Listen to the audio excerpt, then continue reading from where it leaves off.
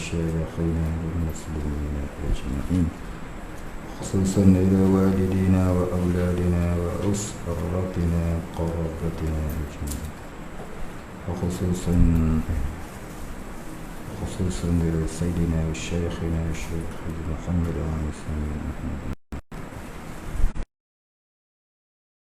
الرحمن الرحيم مالك يوم الدين، إياك نعبد وإياك نستعين، اهدنا الصراط المستقيم صراط الذين أنعمت عليهم غير المغضوب عليهم ولا الضالين. آمين.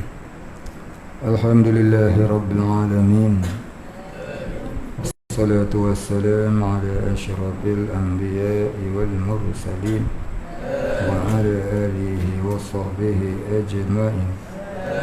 رب اشرح لي صدري ويسر لي أمري واحلل عقدة من لساني يفقه قولي. ولا علم لنا إلا ما علمتنا إنك أنت العليم الحكيم. رضينا بالله ربا وبالإسلام دينا وبمحمد نبيا ورسولا. اللهم اجعلنا من التوابين، اجعلنا من المستغفرين، واجعلنا من المتطهرين، واجعلنا من الموحدين، واجعلنا من المخلصين له الدين، واجعلنا من الصابرين، واجعلنا من الشاكرين، واجعلنا من العارفين، واجعلنا من عبادك الصالحين، واجعلنا من المتقين. اللهم أحينا بحياة العلماء وأمتنا بموت الشهداء. آمين يا رب العالمين.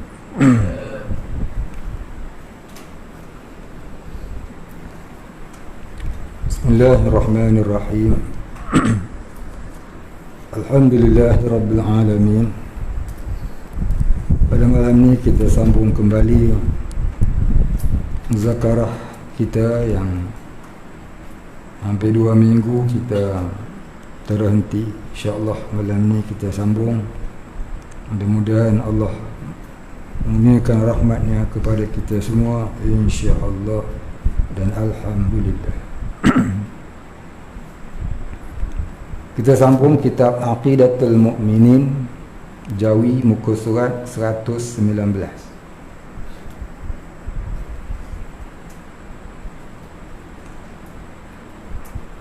Bismillahirrahmanirrahim.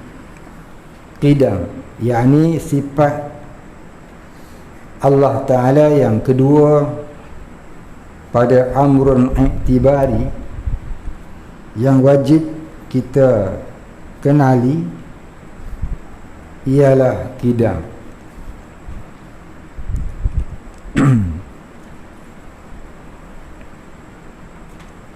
Jadi sifat Allah Ta'ala ini tak terhingga banyaknya. Maksud kata tak terhingga banyaknya, tak ada siapa pun yang tahu banyak mana sifat kesempurnaan Allah Ta'ala. Kerana terlalu banyak yang Allah Ta'ala jua yang tahu. Kenapa kita kata Allah Ta'ala tu sifatnya terlalu banyak?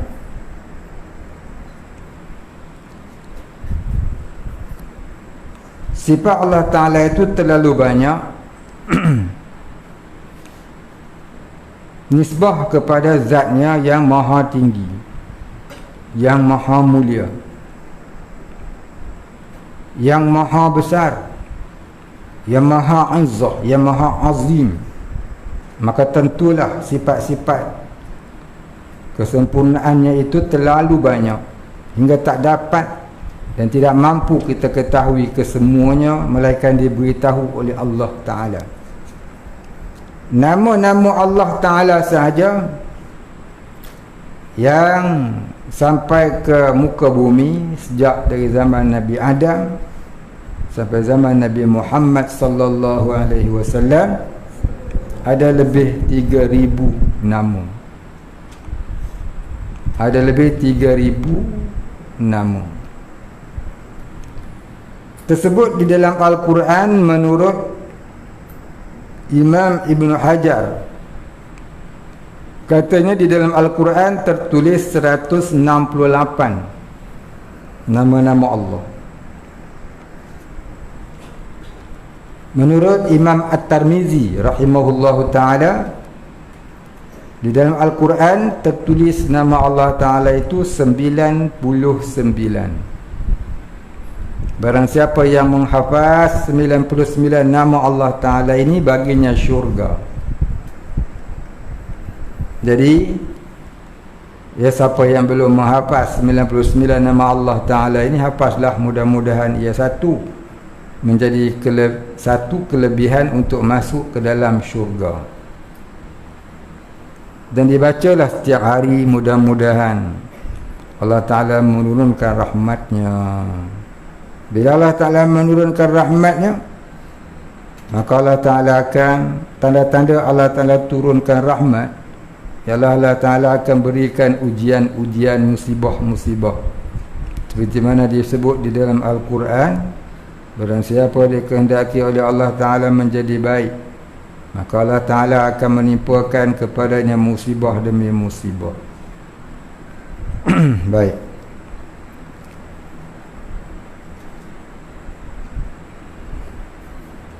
Jadi nama-nama Allah itu ada kaitan juga dengan sifat-sifatnya. Begitulah juga sifat-sifat Allah Ta'ala itu tidak terhingga banyaknya. Yang wajib kita tahu sifat-sifat Allah Ta'ala itu, seperti mana menurut Ahli Sunnah wal Jamaah ada 20 sifat, yang asalnya daripada 13.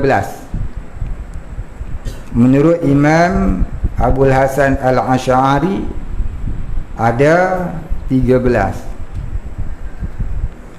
Kemudian menurut Imam Fakhruddin Ar-Razi, dan yang masyhurah, dimasyhurkan lagi oleh Imam Sanusi, ada 20. Menurut Imam Abu Mansur Al-Maturidi ada 22. Ditambah lagi oleh Imam dalam mazhab kita Ahli Sunnah juga ada lagi 2. Jadi semuanya ada 24. Jadi kita akan jumpa semua tu dalam kitab ini, insya-Allah. Dan yang masyhurahnya seperti disebut dalam matan Ummul Barahin ada 20.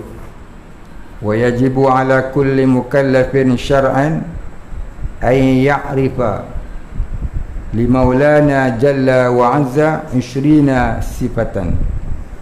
Dan wajib di atas tiap-tiap mukallaf itu mengenali, bukan mengetahui, mengenali. Kenal tak sama dengan tahu. Tak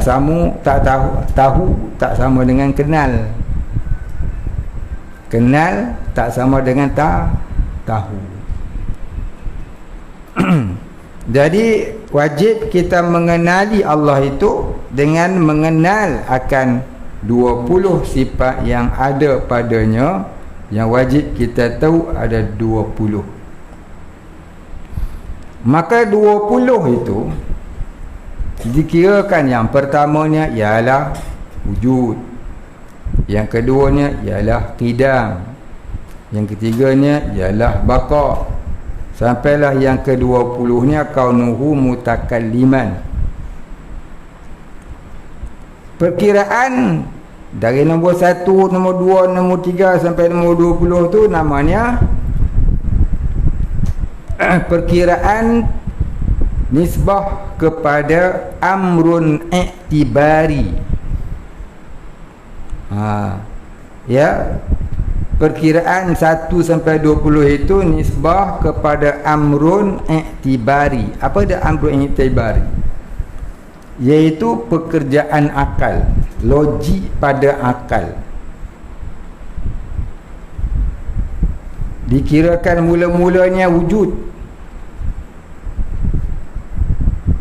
Tak bolehkah dikira mula-mula tu kalam?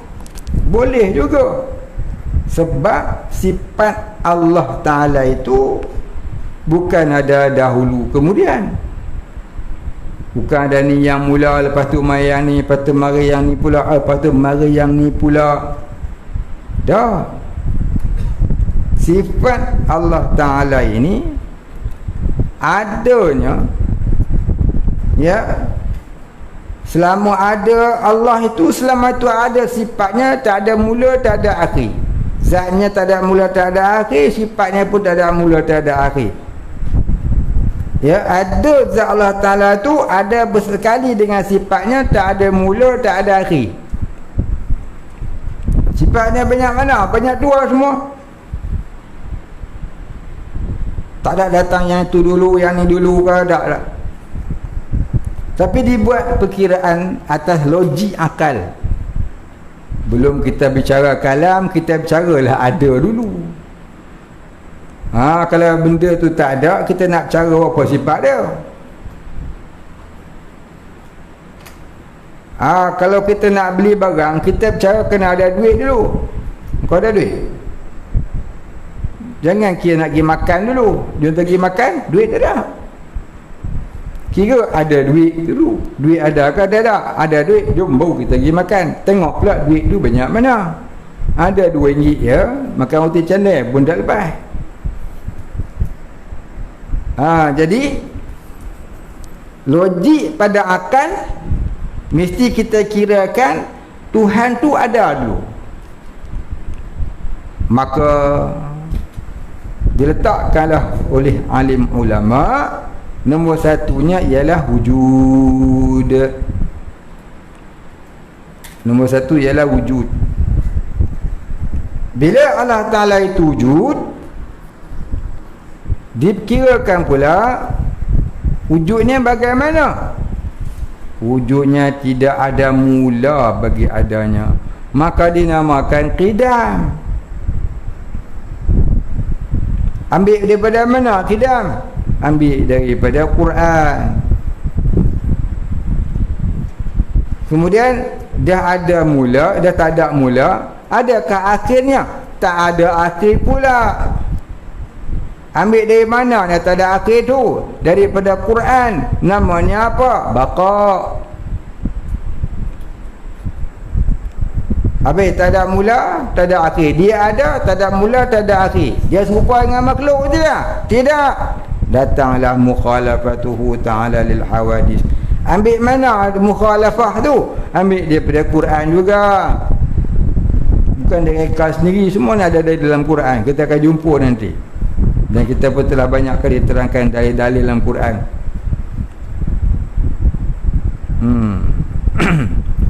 Kemudian begitulah seterusnya. Menurut logik akal tu dikirakan wujud dulu, kemudian qidam pula, lepas tu baqa dan sebagainya. Ya, boleh tak kita kira kalam dulu? Boleh. Boleh tak kita kira kudrat dulu? Boleh, tak ada masalah. Sebab apa? Sifat tu semuanya ada serentak dengan adanya zat Allah Ta'ala. Bukan ada dulu, ada kemudian. Muka nisbah perkiraan akal, logiknya mula-mula mestilah wujud dulu. Itu namanya perkiraan pada amrun iktibari. Maka sifat 20 ni, 20 sifat yang wajib kita tahu yang ada pada hak Allah Ta'ala ni, tu namanya sifat 20 pada amrun iktibari. Sifat 20 pada amrun iktibari. Sifat 20 yang wajib ada pada zat Allah Ta'ala, yang logik pada pekerjaan akal. Amrun iktibari maknanya ya, logik pada pekerjaan akal. Baik. Ada setengah kitab pada sifat ma'ni dia kira hayat dulu. Lepas tu baru dia kira kudrat iradat ilmu sama basar kalam. Boleh tak? Boleh tu. Pada dia kira hayat dulu. Ulama-ulama lain dia kira kudrat dulu. Boleh saja, tak apa masalah, tidak mengapa, boleh. Nak baca kalam dulu pun boleh. Apa sifat yang pertama bagi Allah Ta'ala? Kalam. Boleh tak? Boleh. Kemudian kaunuhu mutakaliman, dia kira sifat makni tu. Lepas tu sifat ma'nawiyah, boleh. Cumanya logik dengan akal wujud dululah. Kita cara kata dia tu ada dulu. Cuba kita lihat kul huwallahu ahad. Kul kata olehmu ya Muhammad, huwallah, dialah Allah. Maknanya adanya zat Tuhan yang bernama Allah.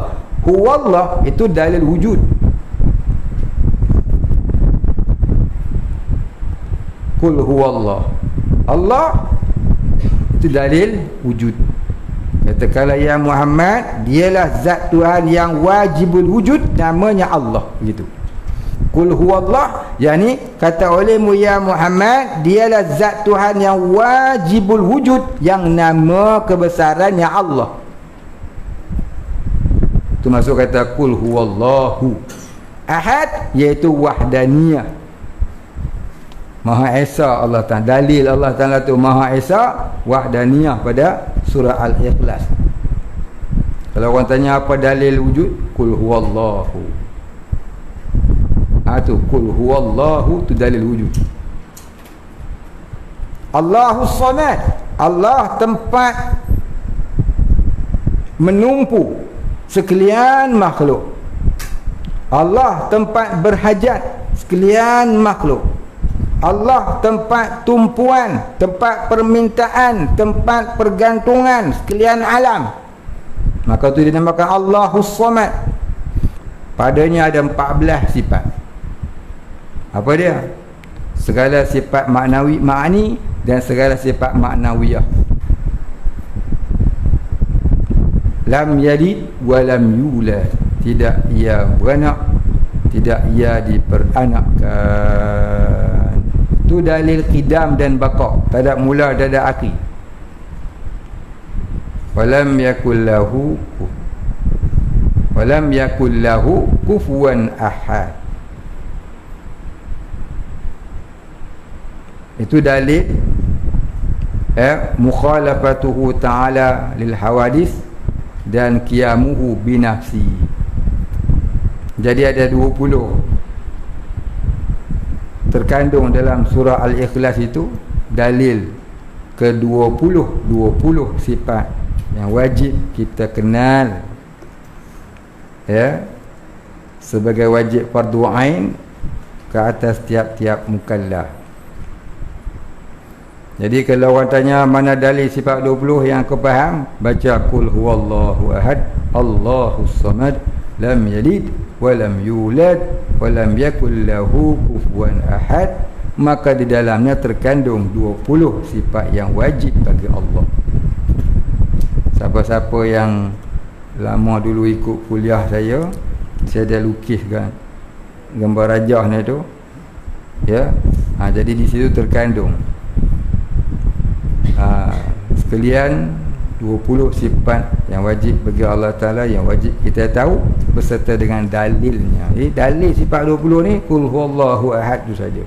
Allahus samad, lam yalid wa lam yulad wa lam yakul lahu kufuwan ahad. Maka dinamakan suratul Ikhlas, kata setengah mufassirin, Al-Ikhlas dengan makna At-Tauhid. Al-Ikhlas dengan makna At-Tauhid. Tidak jadi orang yang ikhlas kalau dia tidak ada tauhid. Maka dia bila dia ada tauhid, dia ada ikhlas. Kalau tak ada tauhid, dia tidak ada ikhlas. Orang kafir pun kadang-kadang dia tolong kita, dia tak nak balas. Itu tak nama ikhlas ke? Tak, itu tak nama ikhlas. Itu namanya ketajaman akal. Itu namanya dalam bahasa Melayu ketajaman akal. IQ dia tinggi, dia kata. The highest of IQ. IQ dia tinggi. Pasal apa? Dia ada perasaan nak nolong kawan, tak mau minta balas. Itu tak nama ikhlas. Tu tak nama ikhlas. Tu namanya ketajaman akal. Orang yang takut ambil rasuah pasal takut masuk jail, adakah hatinya ikhlas sebab tak nak terima rasuah? Dah, sebab dia takut masuk jail. Dia bukan tak nak, tapi dia takut masuk jail, maka dia tak nak terima rasuah. Itu tak nama ikhlas. Itu nama ketajaman akal. Satu orang lagi tak nak terima rasuah sebab dia takut azab Allah. Yang tu namanya ikhlas, pasal dia kenal Allah. Jadi ikhlas ni timbul daripada mengenal Allah melalui tauhid yang dipelajari, kemudian dibuat i'tiqad yang jazam hingga timbul idrak di mata hati, baru timbul keikhlasan di dalam hati. Maka nak timbul ikhlas itulah diuji oleh Allah Ta'ala berbagai-bagai ujian. Macam Rasulullah diuji dengan berbagai-bagai ujian. Nabi yang banyak ujian ni dinamakan ulul azmi. Lagi tinggi iman, lagi banyak ujian. Ya. Syaitan ni dia tak boleh nak uji masuk dalam hati orang tu. Dia masuk melalui orang. Dia masuk melalui orang lain. Contohnya iblis. Dia tak boleh nak rosakkan Nabi Muhammad.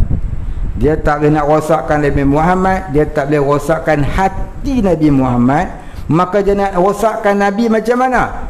Iblis ni dia rosakkan Nabi melalui Abu Jahal, Abu Lahab. Dia rosakkan hati Abu Jahal, Abu Lahab untuk benci Nabi, untuk bunuh Nabi.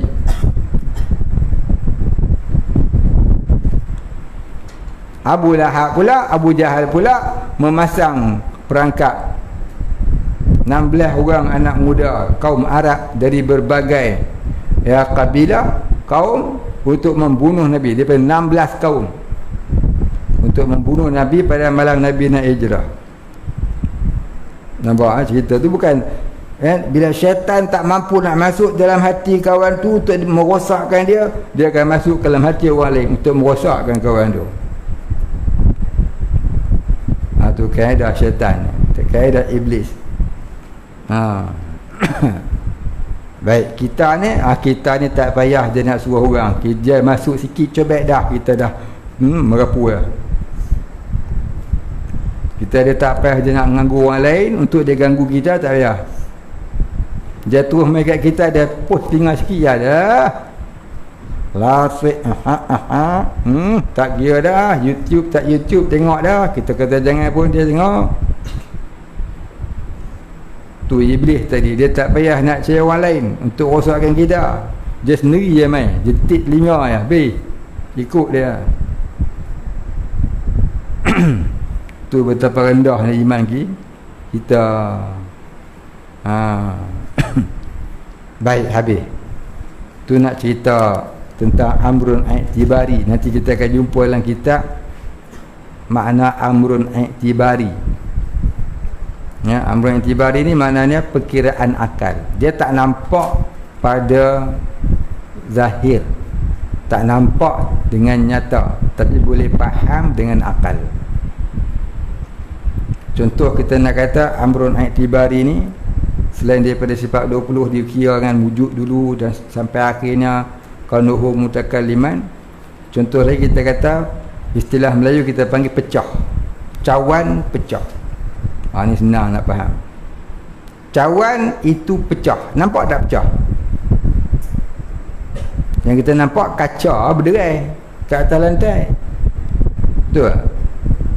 Kaca pecah, tak nampak pecah. Kaca nampak lah. Cawan itu pecah. Cawan tu nampak dah pecah je kaca. Pecah tak nampak. Pecah tu boleh dipaham dengan akal. Maka pecah tu amrun i'tibari.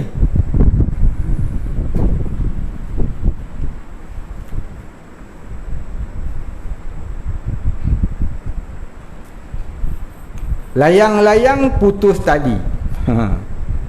Nampak tak putus tu? Putus tak nampak. Dia nampak layang-layang tu dah pergi jauh lah dengan yang layang tali dia bawah dah jatuh. tali putus. Tadi satu dah jadi dua.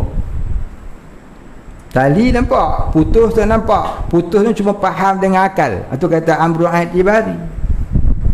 Benda yang hanya dapat dipaham dengan akal tapi tak nampak dengan mata kepala. Itu namanya amrun i'tibari. Dalam bahasa kitab turas dia kata amrun i'tibari ni perkara yang menengahi antara ada dan tiada. Perkara yang menengahi antara ada dan tiada. Tu kata amrun i'tibari.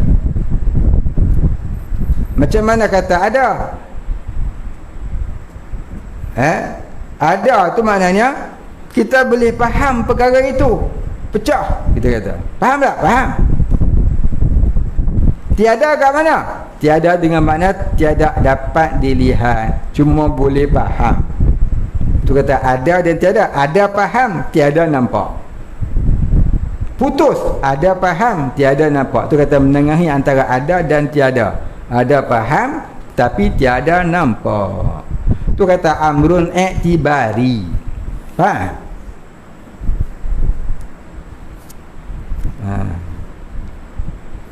Satu lagi kawan pada amrun i'tibari ni namanya hal. Ha alif lam, hal. Hal ni pun dia sama juga, takrif dia, pengertian dia macam amrun i'tibari. Hal ni sama pengertian dia dengan amrun i'tibari, iaitu perkara yang menengahi antara ada dan tiada.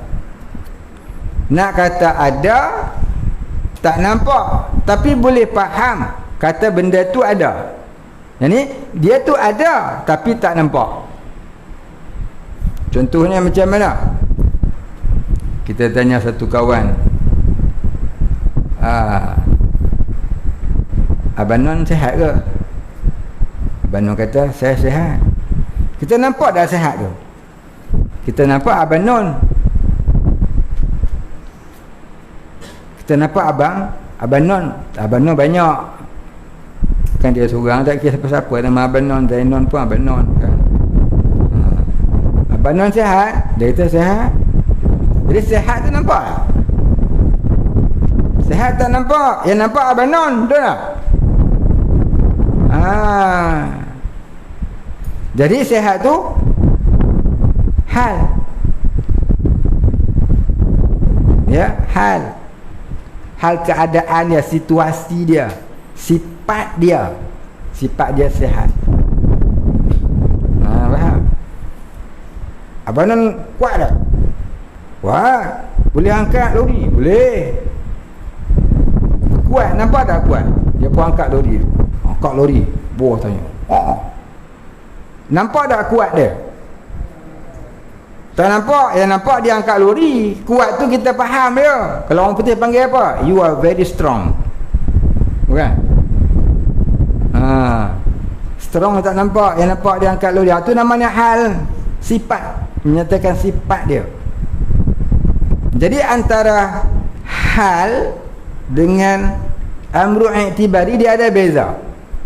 Kalau kita kata hal, kalau kita kata amrun i'tibari dia umum.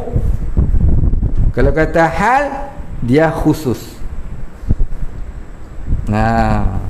Dalam sifat 20 ya, ada dua perkara yang begini. Satu hal, satu i'tibari.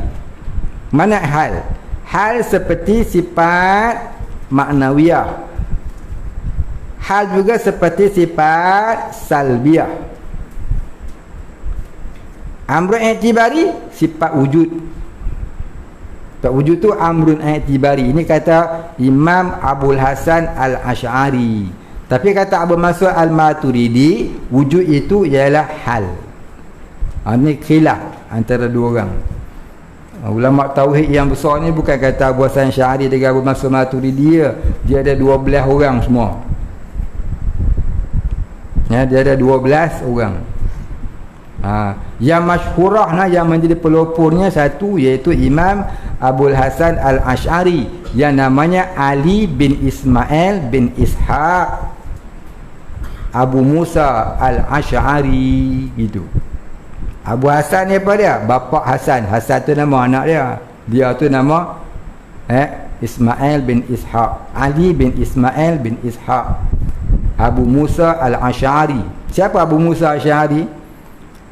Abu Musa Al-Asy'ari ni ialah sahabat Rasulullah sallallahu alaihi wasallam. Ya, masa Nabi masih hidup, dia menjadi sahabat Nabi dan menjadi gubernur di negeri Iraq. Dan Nabi pernah berkata, suatu masa nanti umatku akan diselamatkan akidahnya oleh keturunan sahabatku ini. Maka ditunjukkan ke arah Abu Musa Al-Asy'ari. Dia bila Abu Musa Al-Asy'ari itulah lahirnya Ali bin Ismail bin Ishaq Abul Hasan Al-Asy'ari.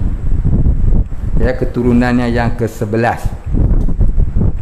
Ya, lahir tahun berapa? 260 Hijrah, wafat tahun 324.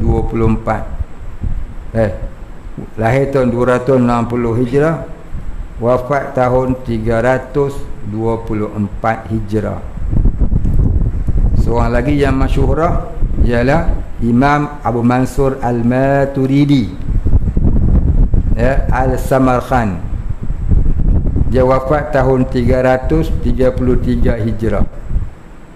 Ya, kemudian sikit pada Imam Abu Hasan Syahari. Selain daripada dua orang tu, yang terkenal siapa? Imam Fakhruddin Ar-Razi, Imam Abu Bakar Al-Baqilani, Imam Sa'duddin Taftazani, Imam Al-Juwaini. Ada 12 orang semua sekali yang amat terkenal dalam ilmu akidah ahli sunnah wal jamaah, sampai kepada Imam Sanusi yang mengarang kitab Ummul Barahin tu. Tu orang nak alim tauhid ni kena baca hari-hari Ummul Barahin tu, buat wirid sampai dia terhafaz. Kalau duduk pondok ni memang kena menghafal lah. Baik, kita masuk kitab kita. Kidam artinya sedia. Huraian kidam, Allah Ta'ala bersifat kidam, artinya sedia. Sedia dengan mana ada Allah Ta'ala tu tidak ada mula bagi adanya. Itu mana kata sedia. Allah Ta'ala bersifat kidam artinya sedia. Sedia maknanya apa? Ada Allah Ta'ala itu tak dimulai oleh tiada. Ada tak benda yang ada tapi tak dimulai oleh tiada? Tak ada. Allah sahaja. Kalau orang kata sebelum ada Allah ada siapa? Ada bodoh hang. Jawab lagu tu. Dan nama Allah Ta'ala tu kidam, sedia. Tak ada apalah sebelum mana kata sebelum ada Allah, mana kata sebelum ada sesuatu yang ada hanyalah Allah. Sebelum adanya sesuatu yang ada hanyalah Allah. Allah tu ada sebelum tak? Tak ada sebelum. Ada Allah tu tak dimulai oleh tiada. Kalau pergi tanya lagi sebelum ada Allah ada siapa? Ada bodoh hang. Bodoh sungguh lah orang tu. Allah tu ada, tidak ada mula bagi adanya. Sebelum ada sesuatu yang ada hanyalah Allah. Maka tak ada lagi, kalau orang tu faham, tak ada lagi nak bertanya sebelum ada Allah ada siapa. Mana kata tak ada apa-apa di waktu azali. Apa maksud waktu azali? Waktu yang ada hanya semata-mata ada Allah. Waktu di mana tak ada sesuatu pun melainkan yang ada hanyalah Allah. Allah tu ada, tak dimulai oleh tiada. Tu kata kidam.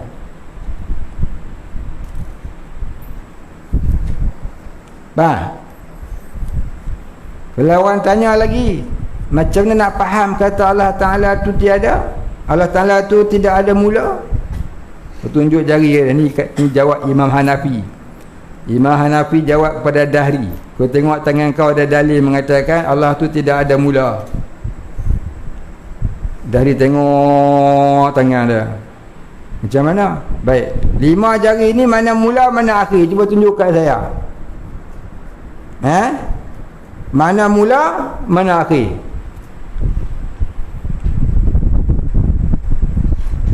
Jenah tengok mana mula mana akhir jari kita ni? 5 ni. Dapat tahu? Dapat tahu angkat tangan? Angkat tangan. Siapa tahu mana mula mana akhir? Biasanya angkat tangan. Woi. Ni. Orang cerdik-cerdik belakang ni. Tunjuk saya mana mula mana akhir. Habib, tunjuk saya mana mula mana akhir. Tak ada. Apa tu minta tahu? Hasan, tunjuk mana mula mana akhir. Tak tahu ya? Apa yang makan nasi hari-hari tu pun tak tahu. Hasan, mana mula mana akhir? Hari-hari saya boleh makan nasi dia orang ni. Tanya dia orang, tak pernah boleh makan basi, tu pun tak tahu mana mula mana akhir. Maksudnya apa? Maksudnya jari kita ni mana ada mula mana ada akhir. Beranak terus keluar 5. Bukan dia keluar ibu dulu, lepas tu telunjuk, lepas tu jari hantu. Ni bukan kita punya, ni hantu punya. Lepas tu baru jari manis, baru jari kelingking. Dah dia beranak keluar terus 5 jari.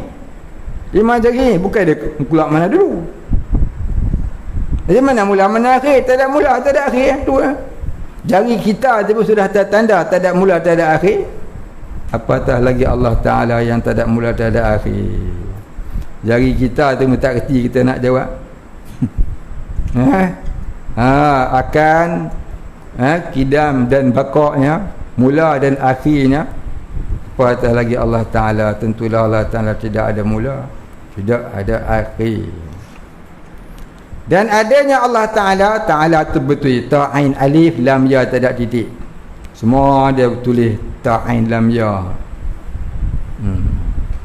Dan adanya Allah Ta'ala itu tiada permulaan. Dalil nakli ni dalil yang diambil dari Quran. Tu kata nakli. Nakal ni yang diambil dari Quran. Lawannya akli, dari akal. Dalil logik akal. Kita nak kenal Allah Ta'ala dalam ilmu tauhid ni ada 2 jenis dalil. Satu namanya dalil nakli, satu lagi namanya dalil akli. Dalil nakli maknanya dalil yang dinakal, dalil yang diambil dari Quran dan hadis. Itu nama dalil nakli. Jadi namakan juga dalil tafsili. Yang kedua dalil akli, yang dinamakan juga dalil ijmali. Ijmali, alif jim mim alif lam ya, ijmali maknanya dalil pukul borong. Dalil ada alam ini orang kata. Tu kata dalil akli. Pada Quran tu orang kata dalil nakli, dalil Quran. Dalil ijmali, dalil alam ini. Baik.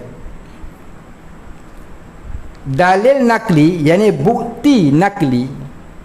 Dalil ni ada 2 istilah dalam ilmu tauhid. Satu dia sebut dalil, satu lagi istilahnya burhan. Siapa apa yang Ibrahim dia pernah jumpa wa amma burhanu kan? Apa beza dalil dengan burhan? Baik. Pada lugah, pada bahasa, dalil dan burhan itu dua-dua bahasa Arab, bukan bahasa Melayu. Dalil pun bahasa Arab, burhan pun bahasa Arab. Cuma kalau kata dalil, orang tu kata bukti. Kalau burhan, Burhanuddin Helmi. Burhan ni pun maknanya bukti juga. Dalil pun maknanya bukti juga dalam bahasa Melayu. Pada lugah, dalil dan burhan tu serupa. Tetapi ulama usuluddin memberi pengertian, kalau dikatakan dalil itu bukti dari Quran, kalau dikatakan burhan itu bukti akal. Maka bolehlah kita kata, bila kata dalil itu nakli, bila kata burhan itu akli. Cuba lihat keterangan dalam Ummul Barahin. Siapa dah hafal Ummul Barahin habis dah, ya, boleh bezakan makna dalil dengan burhan. Ada makna kat bawah tu kan. Seorang je habis.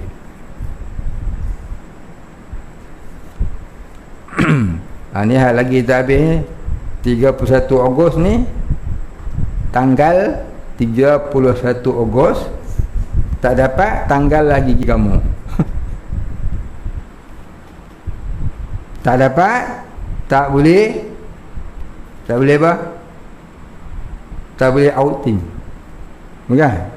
Siapa nak keluar, apa sampai habis.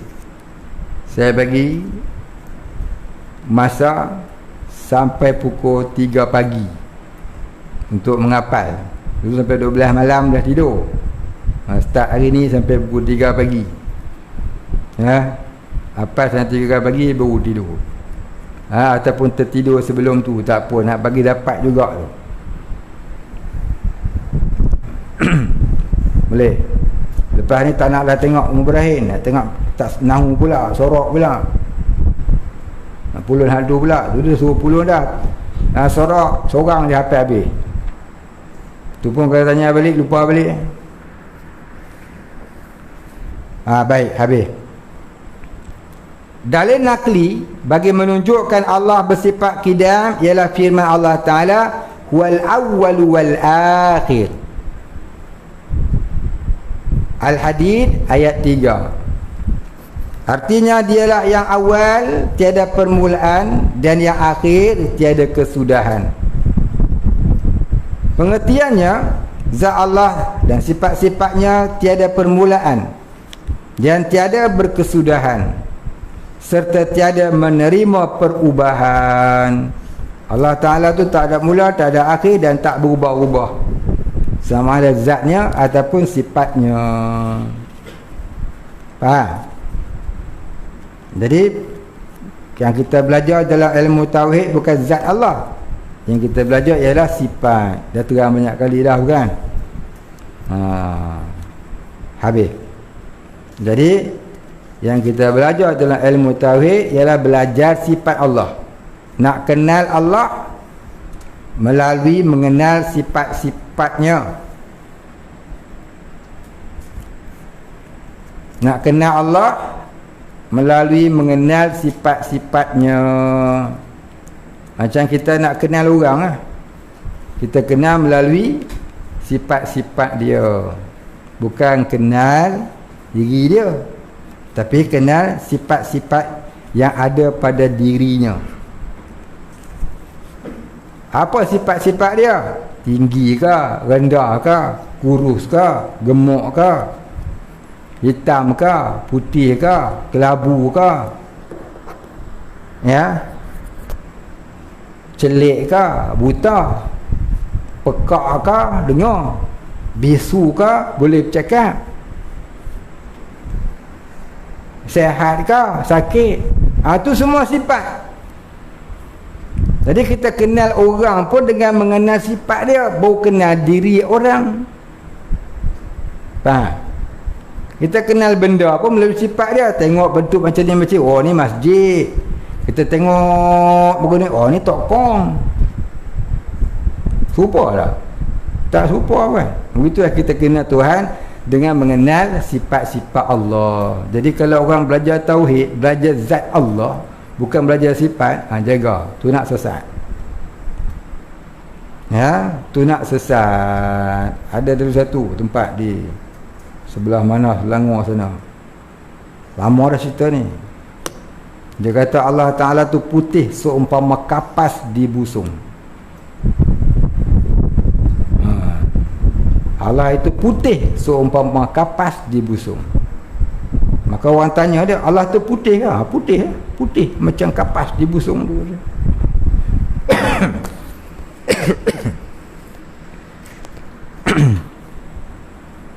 Jadi bila dia kata lagu tu, datanglah pejabat agama tangkap. Bung dalam apa cerita. Jangan duk cakap kalau benda kita tak tahu. Faham? Kita jangan bercakap benda yang kita tak tahu. Umpamanya gini. Pernah berkata oleh seorang ulama Al-Azhar,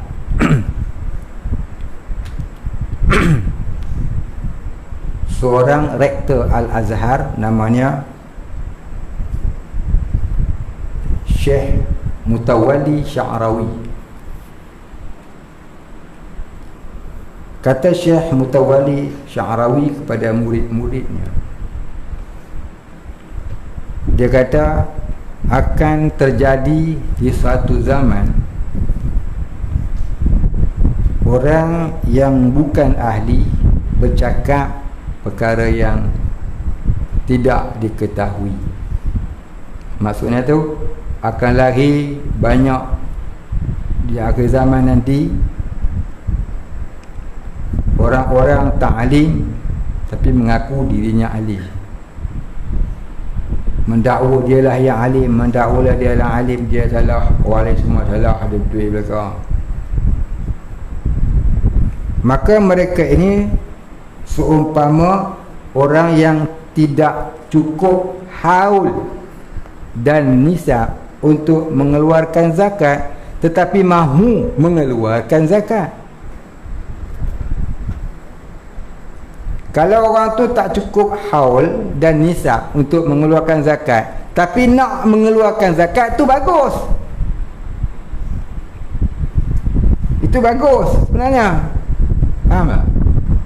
Bagus, dia tak cukup duit pun nak bayar zakat, tapi dia nak bayar juga. Bagus, dapat pahala sunat kat dia.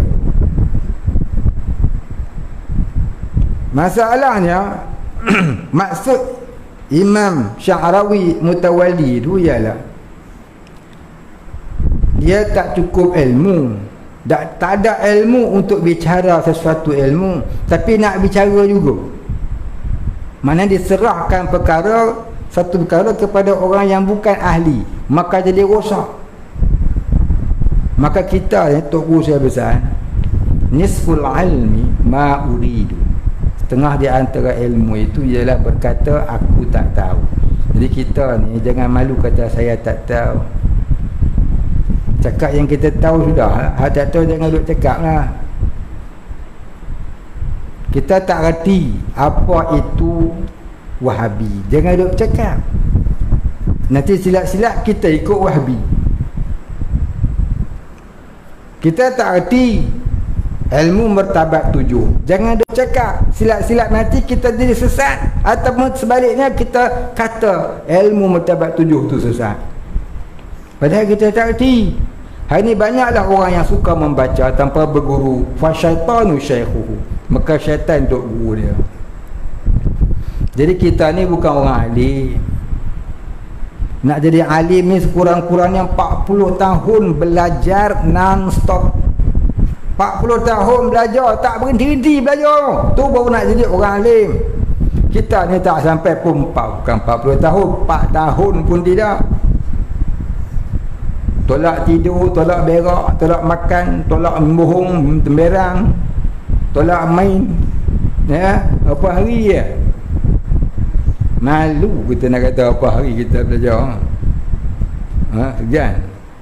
Jadi kita tak sampai pun darjah orang yang wajib keluarkan zakat. Betul tak? Tapi kita nak cakap juga atas dasar apa? Ya'muruna bil ma'ruf wa yanhauna 'anil munkar, dan atas dasar balighu anni walau ayah. Kita walaupun bukan ahli di bidangnya, nak kata alim memang tak alim, kita jahil berdengung, dan kita bukan ahli di bidangnya pun, cuma nak bercakap atas dasar Ya, nak ajak orang-orang mailah sama-sama kita mentauhidkan Allah. Kalau saya salah tolong tegur. Atas dasar itu, mailah sama-sama kita muzakarah ilmu. Kalau saya salah tolong tegur. Saya pun bukan orang alim, ngaji tak sampai 4 hari tu. Kalau 44 tahun tu hebat jugalah. Bukan. Jadi atas dasar itu kita bermuzakarah. Jadi maksudnya apa kata Syekh Mutawalli tadi, nak abang kata di akhir zaman ramainya orang sesat menyesatkan orang. Antaranya ialah puak Wahabi, puak Syiah, puak ajaran sesat, puak yang mengaku ahli sunnah wal jamaah tapi pemikirannya liberalism, pikirannya nasionalism, pikirannya pluralism, pikirannya nak peluru orang je. Dia sendiri tak faham. Ni golongan-golongan ni. Dan salah mengaku diri betul-betul, menyalahkan orang yang benar. Kadang-kadang tu menyesatkan orang pula. Inilah dia. Orang yang tak cukup harta nak keluarkan zakat, tapi nak keluarkan zakat. Kalau zakat, harta tak apa, nak keluarkan zakat bagus. Ni masalahnya ilmu dia. Antaranya itulah puak-puak Wahabi, Syiah semua tu. Dah ilmu tu salah. Jadilah dolalah, sesat lagi menyesatkan. Begitu juga kadang-kadang kita kata kita ahli sunnah, tapi apa yang kita faham tu pluralism, nationalism, pragmatism, communism, marxism. Macam-macam ism, fahaman ideologi kufar yang kita faham, kita nak sebarkan kepada orang. Inilah dia. Ini maksudkan oleh Syekh Sya'rawi Mutawalli rahimahullahu ta'ala, seorang yang alim, yang sangat alim. Allah, hari ni kita tengok sendirilah macam mana orang hari ni kan. Tu benda-benda tak faham pun fiqh, tapi pandai-pandai kata mengundi tak wajib lah. Tak berdosa lah kalau tak pergi mengundi pun. Undi siapa pun tak apa, dunia ya. Tak sekut-kut dengan agama. Politik suku, agama suku, dia 3 suku. Dah naik orang lain, minyak dah naik, tak turun-turun, marah pula. Besok main mengundi, sokong lagi. Tahu kan? Cerdik. Bijak dulu, kini dan selamanya. Itu dia. Sekian dia maklumkan. Ni tak masuk mana-mana ni. Saya bukan orang politik, cuba nak cerita ni. Berapa kali langsung kita nak kena tipu, pun suka ditipu lagi. Baik, wallahu a'lam. Kita baca soalan. Ni nama dia soalan cepu mas. Dengar boleh? Saya ada beberapa soalan. Kita telah belajar tauhid yang segala-gala adalah hakikat dari Allah. Kalau setiap perkara kena pegang pada hakikat, maka kenapa perlu Allah membuat syariat? Kenapa tidak terus direct kepada hakikat? Kerana apa-apa jua hal di dunia hakikat dari Allah. Boleh tolong terangkan tentang syariat itu membetuli hakikat? Han jawab pula. Baik, apa dia hakikat, apa dia syariat? Fahamkan itu dulu. Yang pertama, fahamkan dulu apa itu hakikat, apa itu syariat. Ya. Adakah dalil hakikat dan syariat ni? Adakah dalil dalam hadis ke, dalam Quran ke? Baik. Pertama kita pegang dalil dulu. Tak naklah sebut ya, apa benda dah tahu. Bukan. Kita fahamkan dulu apa itu syariat, apa itu hakikat.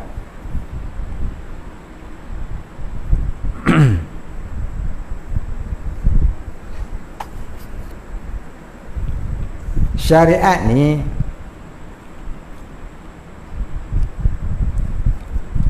iaitu segala perkara yang zahir. Kita kata syariat. Hakikat ni segala perkara yang batin, maka tu namanya hakikat. Yang zahir seperti kulit. Kulit ini namanya syariat. Isi di dalam daging tu namanya batin. Tu nama ibaratnya hakikat. Ada kulit, tak ada daging, keping. Orang kata apa? Dia ni belah hantu raya. Hantu raya duk makan daging sampai tinggal kulit. Kena kencing manis tu. Teruk no. Tak ada daging dengan kulit. Sehat lah orang tu? Tak sehat lah. Jadi orang sehat ni, orang yang benar ni, dia ada kulit, dia ada daging. Kalau ada daging saja, kulit dah ada, ya, rasa macam mana hidup? Kulit dah, daging, rasa macam mana? Ada seekor kucing mana putih ni, duduk gau gatal barangkali, keluar habis kulit dengan daging, nampak kita tengok pun kesian. Lalat durung. Tak sakit ke dia? Sakit lah. Maknanya kena ada kena ada apa? Kedua-duanya. Kena ada kulit, kena ada isi, kena ada daging, isi, kena ada zahir, kena ada batin. Baru namanya manusia yang sempurna. Kita jadi manusia yang sempurna sebab ada apa? Ada luaran, ada dalaman, ada zahir, ada batin. Begitulah juga syariat dan hakikat. Syariat contohnya solat 13 rukunnya. Solat syariat 13 rukunnya. Solat hakikat khusyuk dalam hati. La solatan illa khashi'an. Maka baru nama solat. La solatan illa khashi'an. Tak dinamakan solat melainkan khusyuk. Maknanya tak dinamakan solat semata-mata buat yang 13 tapi hati tidak ada khusyuk. Qad aflahal mu'minun alladzina hum fi solatihim khashi'un. Berbahagialah orang-orang beriman yang khusyuk di dalam solat mereka itu. Jadi maknanya syariat ni apa dia? 13 rukun. Hakikatnya apa dia? Khusyuk dalam hati. Sembahyang ada syariat, ada hakikat. Sembahyang syariat rukun yang 13. Sembahyang hakikat hatinya Allah. Qad aflahal mu'minun alladzina hum fi salatihim khashi'un. Maka combine dua-dua ni, ya, jumlah dua-dua ni, syariat dan hakikat, namanya apa? Solat yang sempurna. Kiaskanlah dengan yang lain. Jadi kalau kita buat solat saja yang syariat, hakikat dah ada, ulama tasawuf kata la solatan illa khasyian. Tak lama solat melainkan khusyuk. Jadi fawailul lil musallin alladzina hum an solatihim sahun. Ngakawil bagi orang yang solat, di mana dalam solat mereka lalai dari mengingati Allah. Maka ada ulama tafsir kata lalai itu dengan makna melambat-lambatkan solat sampai habis waktu. Baik, yang tu pun betul. Betul. Tapi ni teruk macam kita lah. Yang keduanya, dia solat dalam waktu tapi hatinya lalai daripada mengingati Allah. Itu pun betul. Itu di sisi ulama tasawuf. Jadi ada dua lah tafsirnya. Jangan tolak yang ulama tasawuf tu.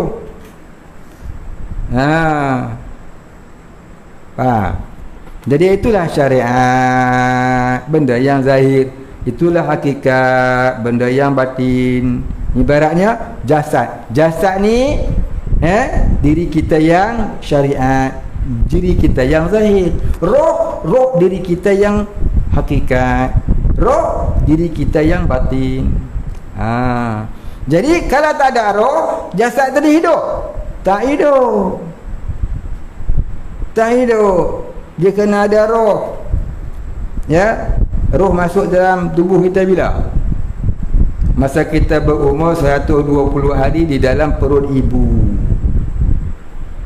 Roh masuk, Allah perintah masuk. Ya. Bila masuk roh ke dalam perut ibu, adalah perut ibu. Dalam jasad, dalam janin dalam perut ibu tadi, maka jadi hiduplah janin itu. Maka jadilah ada insan. Belum tu tak nama insan. Namanya apa dah? Namanya jismun. Benda yang bertongkol, dan daging yang bertongkol. Bila masuk roh pun nama dia insan. Roh tu datang daripada mana? Nun, daripada alam lahud sampai ke jabarut, sampai ke malakut, sampai ke alam arwah, sampai ke alam mithal, sampailah ke alam jismun. Baru bersatu dengan jismun, jadilah insan. Maka insan tu ibaratnya sarung. Jasad tadi, janin dalam perut ibu tu ibaratnya sarung.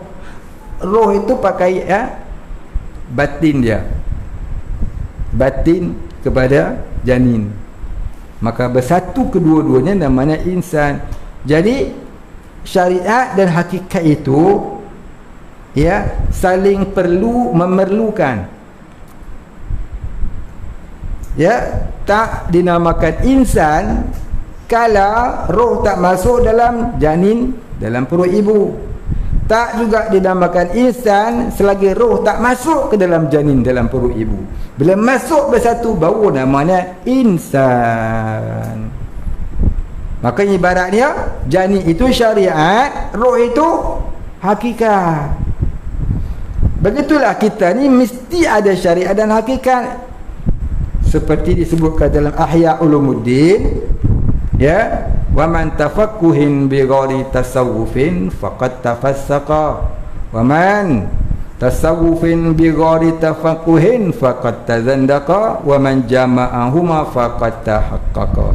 Siapa berfiqh tak bertasawuf, yakni bersyariat tidak berhakikat, fasik. Siapa bertasawuf tapi tidak berfiqh, yakni berhakikat, tak pakai syariat, zindik. Habis lagi teruk. Siapa ada kedua-duanya, ada fiqh, ada tasawuf, iaitu ada syariat, ada hakikat, tahqiq, itulah sebenar-benar orang mukmin. Tahqiq maknanya orang yang benar, sebenar-benar orang mukmin. Jadi macam mana nak kata syariat itu membetuli hakikat? Membetuli itu dengan makna saling memerlukan. Ada jasad tak ada roh, mampuslah jasad itu. Betul ya? Ada roh tak ada jasad, tak nama dia insan. Nama roh ialah, bukan? Jadi adalah orang suka belajar ilmu isi, tak suka belajar ilmu kulit. Dia kata mengaji fiqh ni ilmu kulit, kita mengaji tasawuf ilmu isi.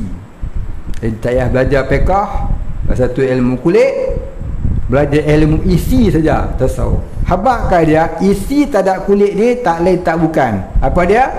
Tai. Tai tak ada kulit. Betul tak? Umat pernah berak? Tai keluar ada kulit tak?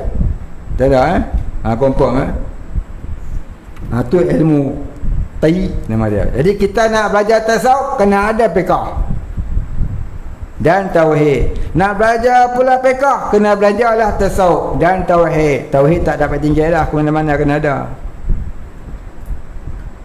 Jadi tiga-tiga tu tak boleh lepas, mesti bersamaan.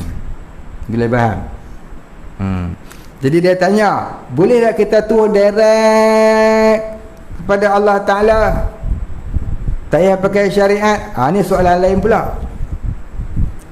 Maksudnya boleh tak kita terus doa saja, tak payah ambil asbab? Ni dah masuk bab tasawuf pula. Terus doa tanpa mengambil asbab, itu namanya tafwid dalam ilmu tasawuf. Ya, tafwid. Mengambil asbab itu namanya tawakal. Orang tawakal, dia mengambil asbab di samping berpegang teguh dengan Allah yang memberi bekas. Itu namanya orang yang bertawakal, kata setengah ulama. Jadi yang kata tak mau ambil asbab, nak terus direct dengan Allah, tu namanya tafwid. Boleh tak? Boleh kalau kamu mampu, tak salah. Boleh, tak salah, boleh, tak salah. Takut kamu tak mampu, maka pakailah yang tawakal. Kalau kamu mampu pakai tafwid, ya jalan aja. Itu tidak ada masalah. Masalah takut kamu tak mampu yang berat, buat yang ringan.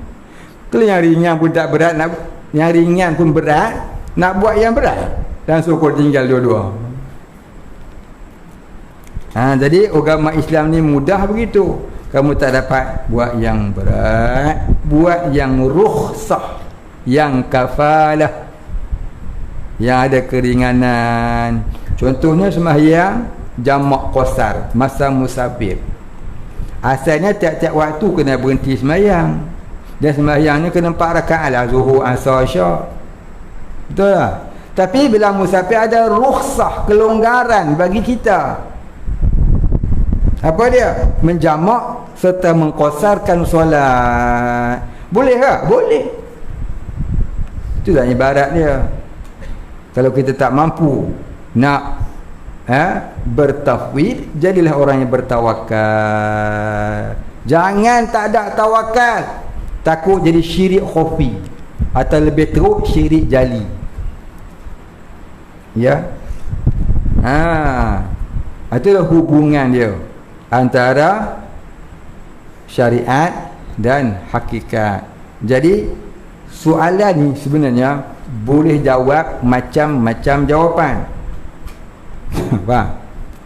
Dua saya jawab tadi, antara dua daripadanya. Barangkali tuan yang bertanya ni nak bertanya yang nombor 2 pun saya dah jawab. Boleh tak kita minta tuan dengan Allah Ta'ala, tak payah ambil asbab? Boleh. Boleh tak kita terus minta dengan Allah Ta'ala, tak payah pakai tawasul dengan Nabi dan apa-apa, just saja? Boleh, tidak ada masalah, boleh. Tapi kalau bertawasul, itu sunat. Nabi suruh, ada dalilnya. Dalam Quran pun suruh sunat. Kenapa nak susah-susah? Nak makan, depan mata ada nasi, makan je lah. Kenapa ni? Ya Allah, aku lapar, kenyangkanlah aku. Nasi di depan tak nak makan. Nabi pun makan, wali pun makan. Yang kita terus nak pergi minta dengan Allah Ta'ala, tak nak makan. Nak tafwid, kalau kamu sanggup boleh, tak ada masalah. Takut nanti kamu merungut, kenapa Tuhan tak beri aku kenyang pun, sedangkan Allah Ta'ala kata ud'uni astajib lakum. Sebab itulah mengaji, kena nak faham firman Allah, kena mengaji, dan kena menjalani jalan-jalan tasawuf. Tak boleh baca faham sendiri. Tak boleh mengaji tak nak tanya bila tak tahu, dan tak menjalani jalan-jalan kesufian, takut jadi sesat. Baik, habis. Tanya orang lain lah pula dekat tu lagi. Baik. Dia tanya lagi soalan yang seterusnya. Dia tanya,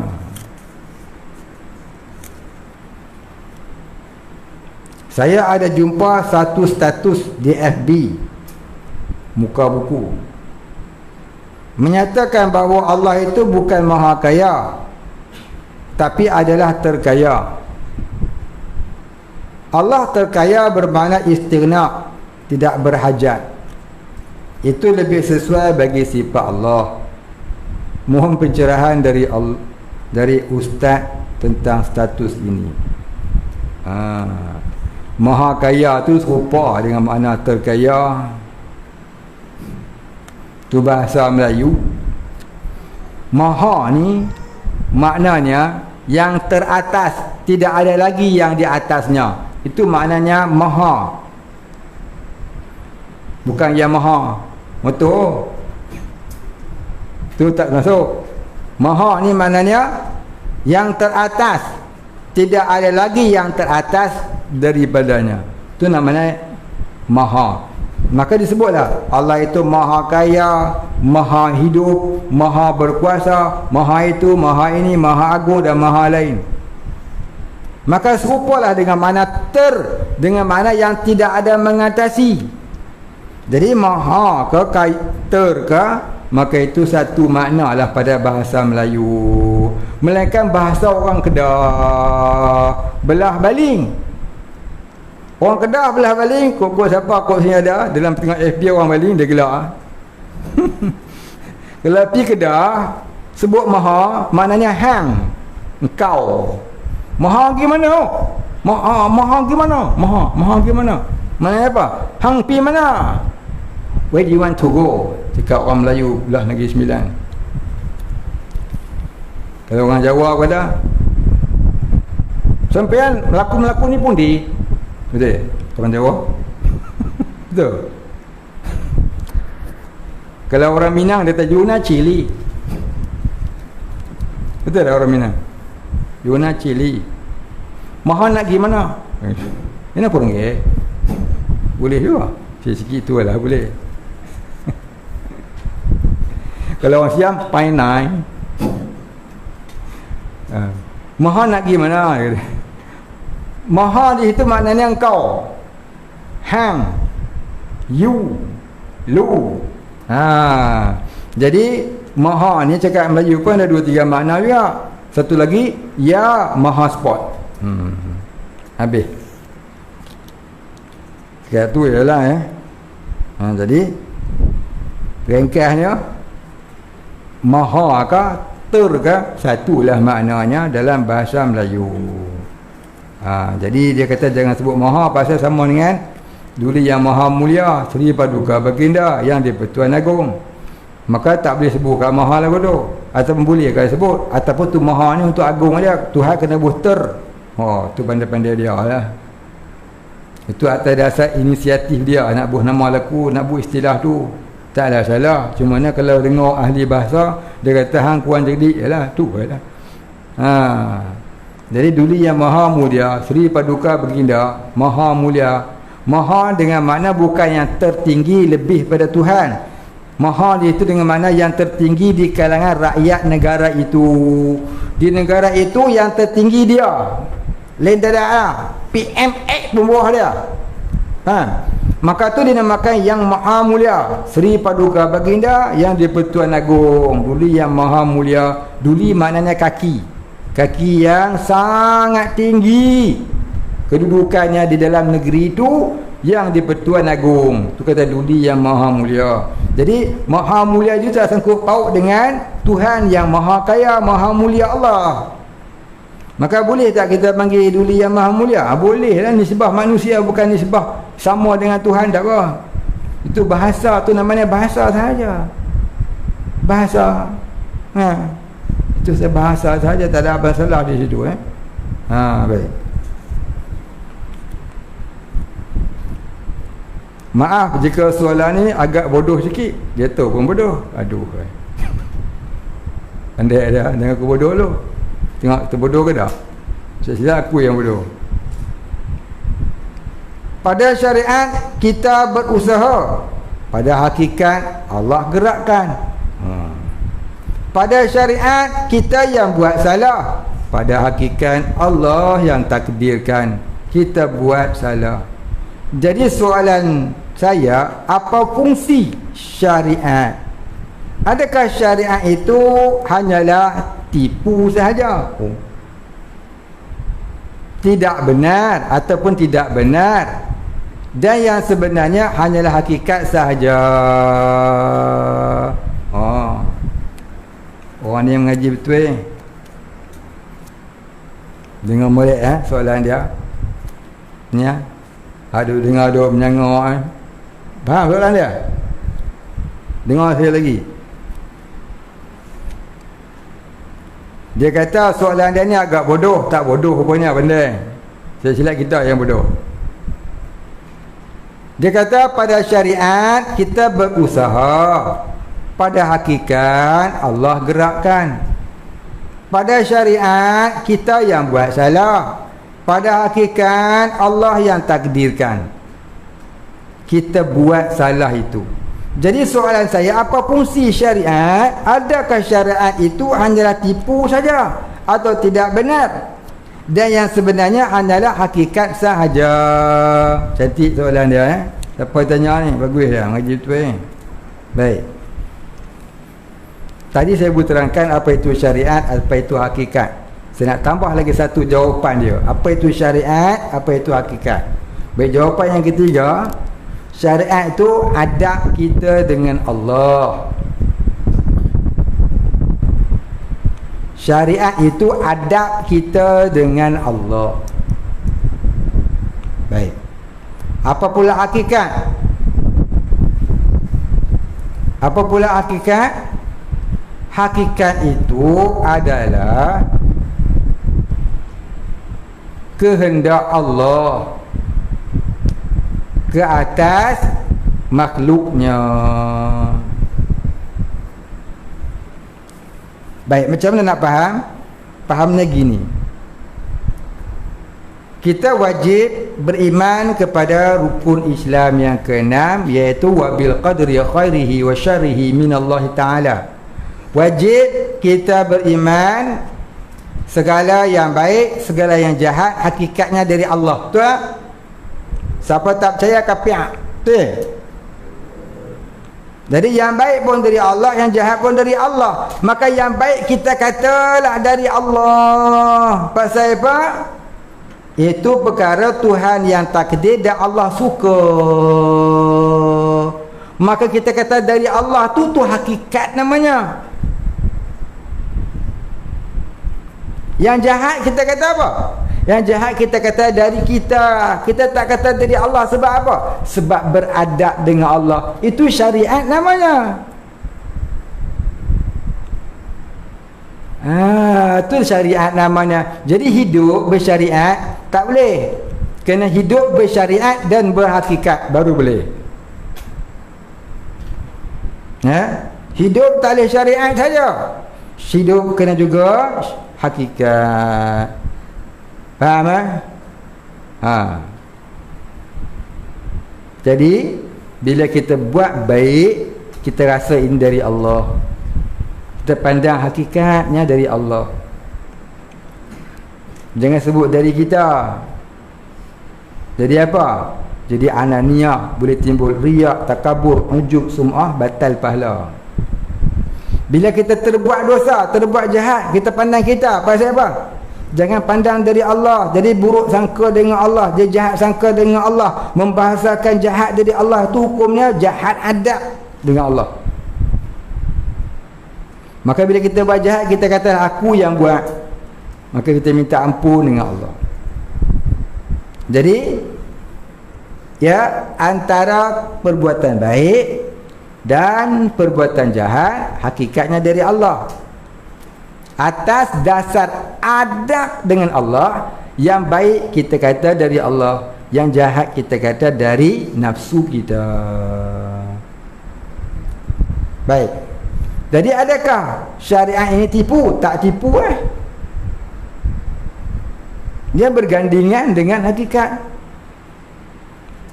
Bergandingan dengan hakikat. Macam kulit jalan, adakah daging tak jalan? Jasad jalan, adakah ruh tak jalan? Tak jalan sekali. Cuma kedudukan dia sahaja. Pada istilah, pada bahasa. Bukan? Gitu. Habis. Mengapa ahli sufi tidak membela diri ketika dituduh sesat? Dan mengapa ahli sufi di zaman Nabi Muhammad tidak menunjukkan diri? Belajar hadis dari Nabi tapi banyak menyepi diri dari masyarakat. Ini kena buka sejarah. sejarah ahli sufi di zaman Nabi, antara ahli sufinya ialah Sayyidina Abu Hurairah radhiyallahu anhu. Dan lagi antaranya ialah Allahumma salli alaihi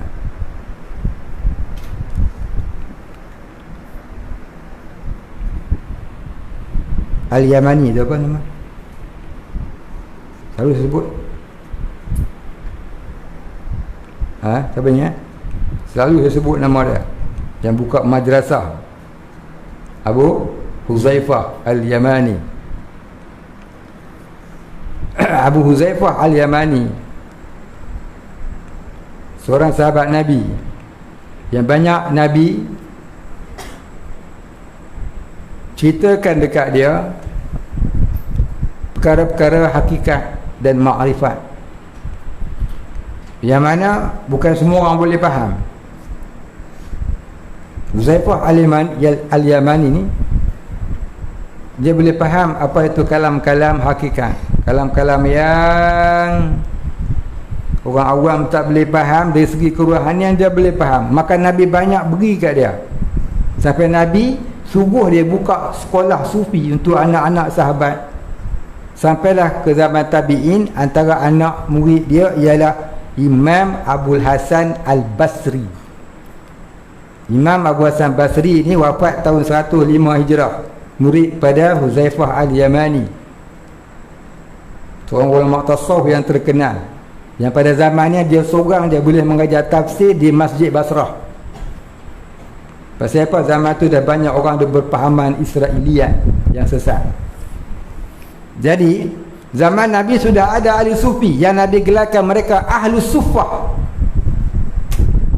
Zaman Nabi sudah ada ahli sufi, jumlahnya lebih kurang 400 orang. Mereka ni duduk di masjid Nabi, sentiasa beriktikaf, hanya menunggu perintah perang dari Nabi untuk pergi perang. Lain pada itu mereka menuntut ilmu dan beribadah. Nabi gelarkan mereka Ahlus Suffah. Dan Nabi lantik ketua mereka itu ialah Abu Hurairah radhiyallahu anhu. Yang digelarkan, yang nama asalnya ialah Abdurrahman As-Sukhti.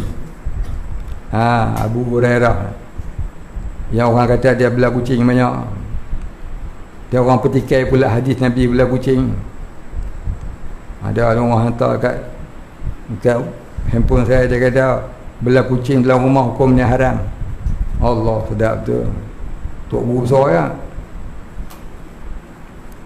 Hukum ni tak akan jadi kalau tidak ada hantarannya wada'i. Sebab tu kita nak mengaji hukum, kena mengaji je lah. Kita usul fiqh, selalu saya sebut tu, hukum syariat ada 5, hukum syarah ada 5. Haram, wajib, makruh, harus, sunat, kan? Yang menyebabkan jatuh hukum ni apa dia? Ada hukum wada'i, hukum hantaran. Namanya apa dia? Sebab, syarat, sah. Sebab, syarat, manik, sah, batal. Nak jadi haram tu apa sebabnya, apa syaratnya, apa maniknya, apa sahnya, apa batalnya. Kadang-kadang dia tak jadi haram, jadi harus. Ada sebabnya, ada syaratnya, ada maniknya, ada sahnya, ada batalnya. Begitulah semua ni 5 kali 5 25. Jadi jangan terus hukum kata haram belah kucing dalam rumah.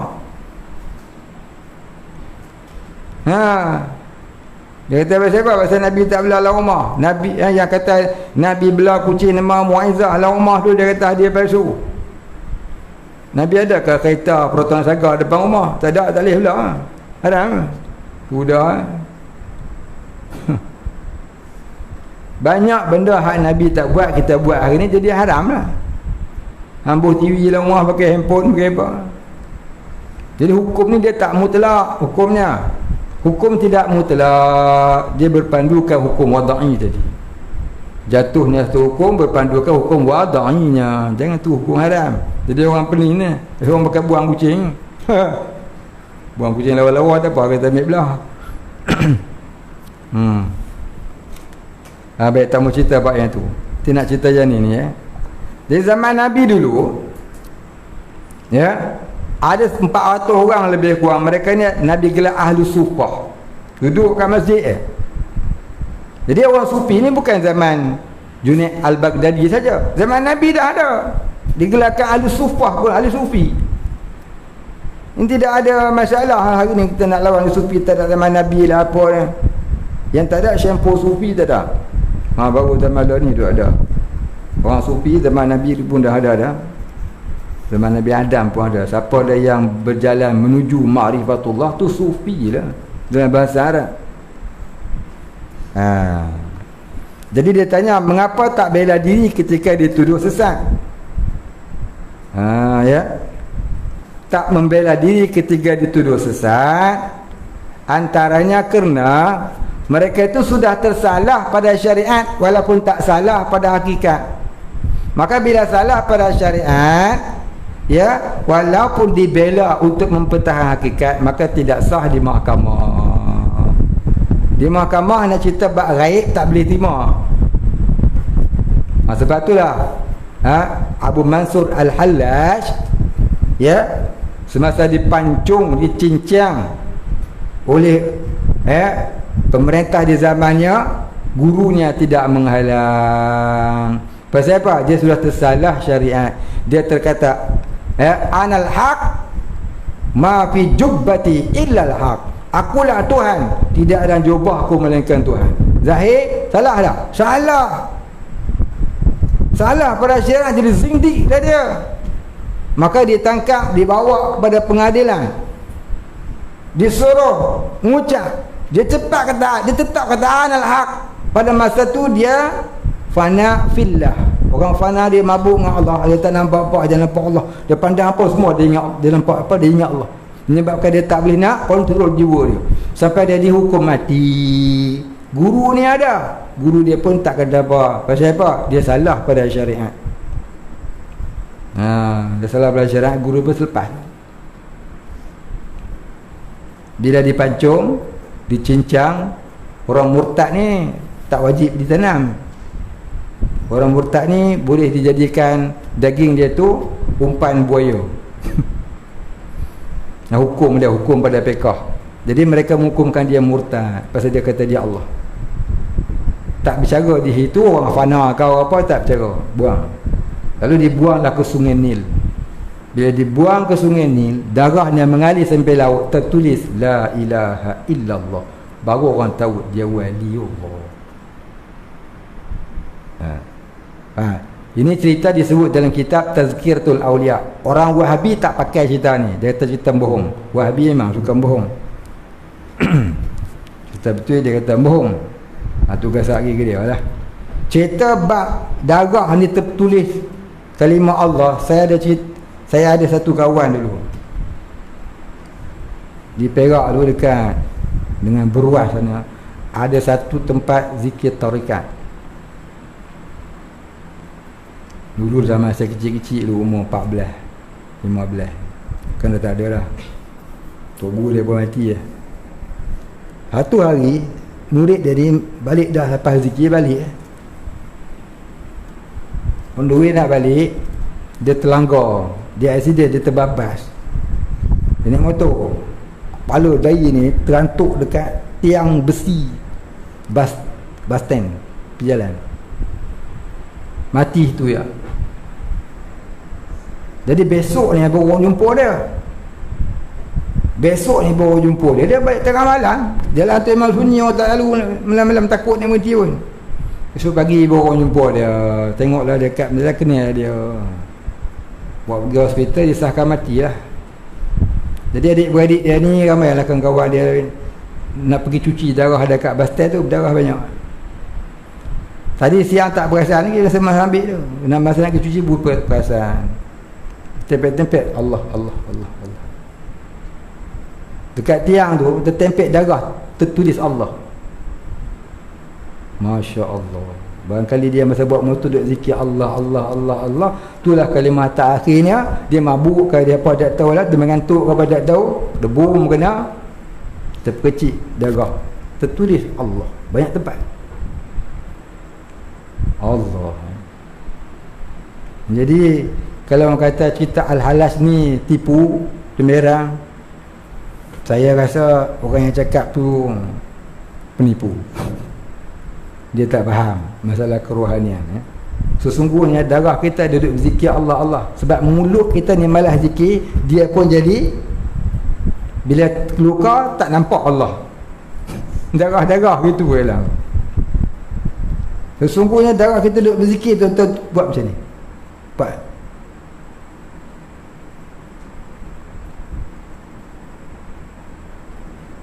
Dengar apa? Berdengung kan? Itulah darah kita berzikir.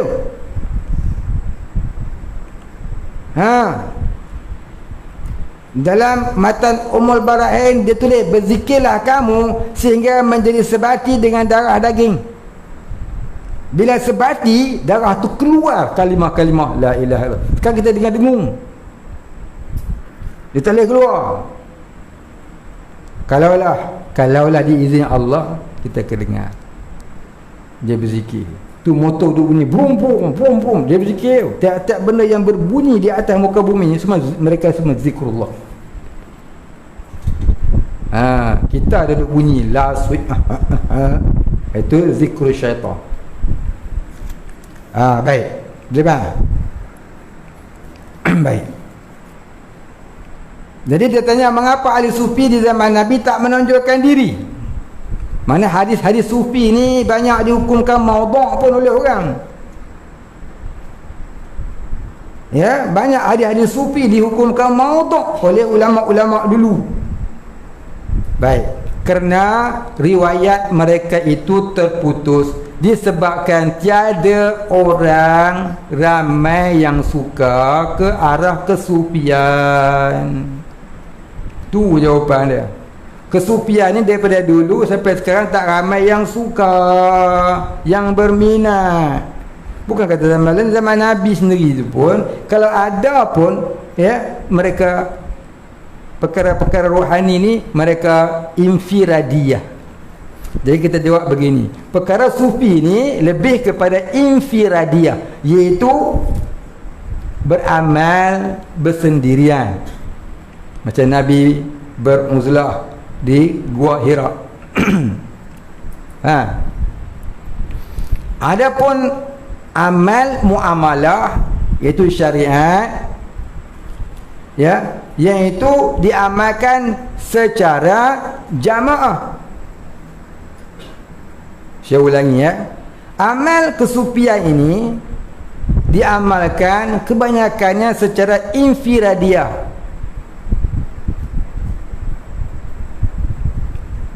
Dan uzlah. Tetapi amal syariat itu diamalkan secara jama'iyah, cara ramai dan terang.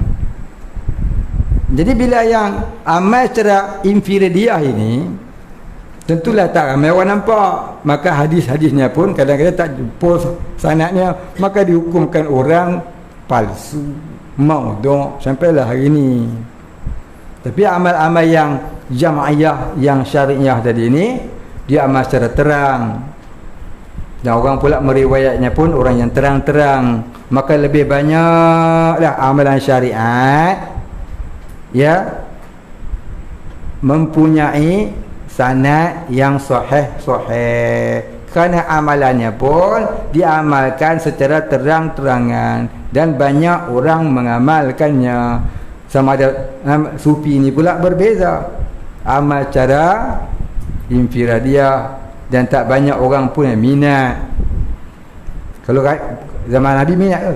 Kalau tak minat? Minat, tapi mereka banyak beramal secara infiradiyah. Maka tak banyaklah orang yang meriwayatkan hadis-hadis kesufian daripada Nabi. Jadi kalau nak tengok hadis-hadis kesufian ni, lihat di dalam, ya, hadis kursi. Hadis kursi banyak hadis-hadis sufi, ya. Baik.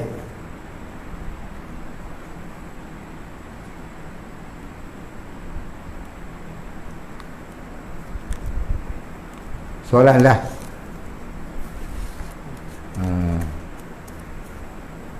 Bolehkah kita mengatakan saya ni liberal tapi bukan liberal?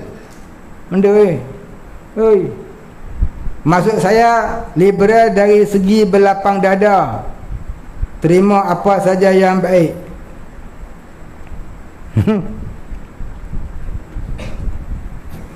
Suka dia. Ada lagu tu liberal. Itu bukan liberal.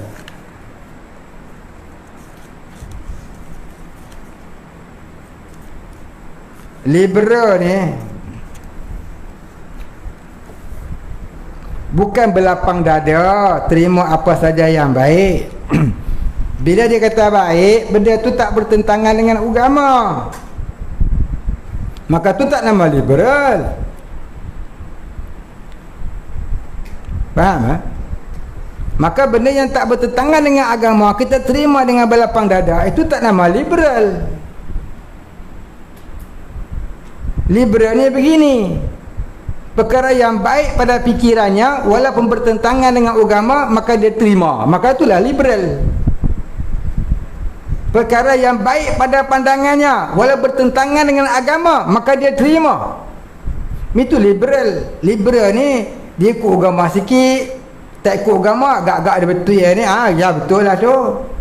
Itulah liberal. Liberal ni lagu mana? Semua agama tu betul, semua agama mengajak kepada kebaikan, itu liberal. Semua agama tu betul, semua agama menyatakan kebenaran, tu liberal lah. Mengakui yang salah pun betul. Pada pandangan dia salah, pada pandangannya tu betul, padahal salah, tu liberal lah. Jadi liberal ni tak dibenarkan dalam Islam. Ar-radu bil kufri kufrun, ar-radu bil maksiyati maksiyatun. Redha kepada kekufuran itu kufur, redha kepada maksiat itu maksiat. Wallahu a'lam. Dah aku 10 nak berhenti dah. Dah lah tu. Lagi marah orang. Apa nak makan sial. Wallahu a'lam. Al-Fatihah. A'udzu billahi minasyaitonir rajim. Bismillahirrahmanirrahim. Alhamdulillahi rabbil alamin. Rahmanir rahim. Maliki yaumiddin. Iyyaka na'budu wa iyyaka nasta'in. Ihdinas siratal mustaqim. Siratal ladzina an'amta 'alaihim ghairil maghdubi 'alaihim waladdallin. Bismillahirrahmanirrahim. Alhamdulillahi rabbil alamin. Wassalatu wassalamu ala asyrafil anbiya'i wal mursalin wa ala alihi wa sahbihi ajma'in. Allahumma ighfir lana dhunubana warhamna wa antal ghafurur rahim. Allahumma ighfir lana dhunubana wa liwalidina warhamhum kama rabbayana shighara wa limashayikhina wa lilmuslimina ajma'in birahmatika ya arhamar rahimin. Allahumma nawwir qulubana binuri ma'rifatik ya fattahu ya razzaq. Iftah lana fathan qariba كما فتحته على أنبيائك وأوليائك وعبادك الصالحين. صلى الله على سيدنا محمد وعلى آله وصحبه أجمعين. سبحان ربك رب العزة عما يصفون وسلام على المرسلين والحمد لله رب العالمين. قبل الله منا